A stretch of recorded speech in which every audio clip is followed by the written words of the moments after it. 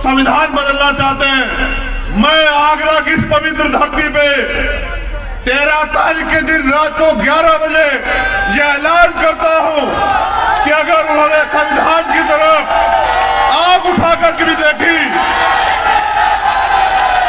इसके परिणाम आरएसएस और भाजपा के लिए इतने हानिकारक होंगे कि दुनिया के इतिहास में कभी ऐसे हानिकारक परिणाम नहीं हुए होंगे।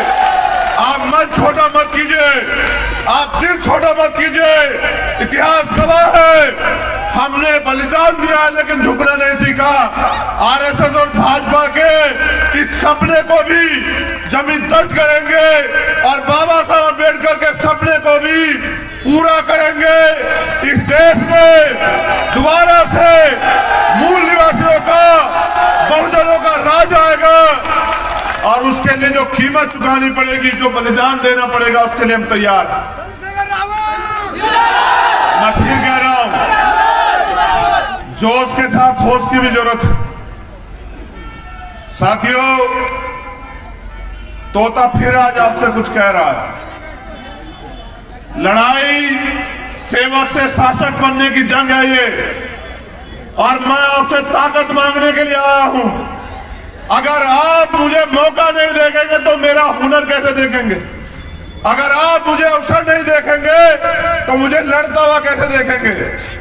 मैं आज 13 अप्रैल की इस रात में जहां आप बाबा साहब को नमन करने के लिए आए हैं, मैं आपका खून होने के नाते, इस समाज का बेटा होने के नाते, एक गरीब परिवार से संघर्ष की लड़ाई को जो लड़ने के लिए आने मेरी इच्छा थी और मैं आया हूं। मैं बस आपसे एक कहना चाहता हूं कि हालात सामान्य नहीं, इन हालातों में हमें एक दूसरे की जरूरत है। इन हालातों में हमें एकजुट होने की जरूरत है। इन हालातों में हमें अपनी ताकत बनाने की जरूरत है और इन हालातों में हमें दुश्मन को संदेश देने की जरूरत है कि वो अपनी औकात में रहे। वो ये ना भूले कि ये डॉक्टर बाबा साहब अम्बेडकर का देश है, ये मानवतावादी सोच का देश है। वो अपने गलत इरादों को भूल जाए। हमें मान सम्मान का जीवन जीने का अवसर अगर कहीं से मिला है तो संविधान से मिला है। हम जानवरों जैसा जीवन जीते थे, आज हमें समान अवसर मिले हैं। क्या आप चाहते हैं समान अवसर खत्म हो जाए? आज जो माहौल बना के इस देश के मुसलमानों के प्रति जो नफरत की आंधी चलाई जा रही है, जो माहौल खराब किया जा रहा है, मैं फिर यहां से कह रहा हूं, आगरा की धरती से बाबा साहब अम्बेडकर का खून होने के नाते उन्होंने कहा था, जो मैंने आपको पहले भी दोहराया, कि अन्याय करने वाले से अन्याय सहने वाला ज्यादा दोषी है। मैं फिर यहां से भी कह रहा हूं धरती से इस देश के मुस्लिम समाज के भाइयों के लिए कि वो घबराए ना, वो कमजोर ना माने। पूरा अम्बेडकर वादी उनके साथ खड़ा है। इस सरकार की जरा घरे भी हिला देंगे, ईंट से ईंट बजा देंगे।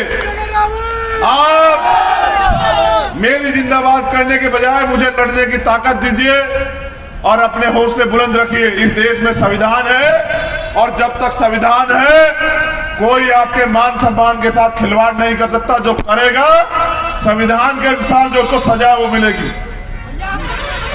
मेरा एकमात्र लक्ष्य ये है, बहुत सारे तोते आएंगे, अपनी अपनी जिम्मेदारी अदा करेंगे। मुझे मेरी जिम्मेदारी समझ आ गई, मैं अपनी जिम्मेदारी अदा कर रहा हूं और मैं चाहता हूं कि जीते जी इस देश की सर्वोच्च कुर्सी पे जो दिल्ली में रखी हुई है, जो सपना था बाबा साहब अम्बेडकर और माननीय साहब काशी राम साहब का, वो जो अधूरा है, मैं एक बार अपने जीवन में जीते जी इस दिल्ली की गद्दी पे बाबा साहब अम्बेडकर के अनुयायियों को देखना चाहता हूं। मैं यही बताने के लिए आपको यहां आया। मैं जीती जिंदगी खुली आंखों से जो सपना हमने देखा है कि बाबा साहब ने जो रोते हुए कहा था आगरा में कि मुझे मेरे पढ़े लिखे लोगों ने धोखा दिया, मैं बाबा साहब का जो अधूरा सपना है आप सबके सामने इस बात की गवाही दे रहा हूं कि उस सपने को पूरा करने के लिए अपने लहू का एक कतरा जो है इस आंदोलन में समर्पित करने के लिए तैयार हूं। और मुझे कोई फर्क नहीं पड़ता, मैं फिर कह रहा हूं, मुझे कोई फर्क नहीं पड़ता कि लड़ाई कितनी लंबी हो और कितनी कठिन हो, कोई फर्क नहीं पड़ता, क्योंकि हमारा एकमात्र सपना यही है कि बहुत दिन हो गए इन शोषितों को आंसू बहाते, इन शोषितों को रोते चिल्लाते, लेकिन इनके आंसू किसी ने नहीं पूछे। अब इन शोषितों को अपनी लड़ाई को मजबूत करने के लिए खड़ा होना पड़ेगा। अब इनको जिम्मेदार बनना पड़ेगा, अब इनको ताकतवर बनना पड़ेगा, अब इनको अपने इस देश की बागडोर अपने हाथ में लेनी पड़ेगी, तब जाके इस देश में भाईचारा कायम होगा।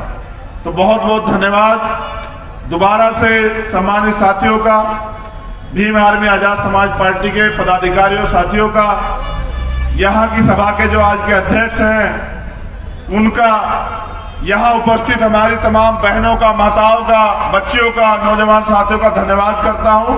और आपसे अपील करता हूँ कि समय बहुत कम है, थोड़ा जोर लगा दो, कुछ को मैं जगाता हूँ, कुछ को आप जगा दो। बहुत बहुत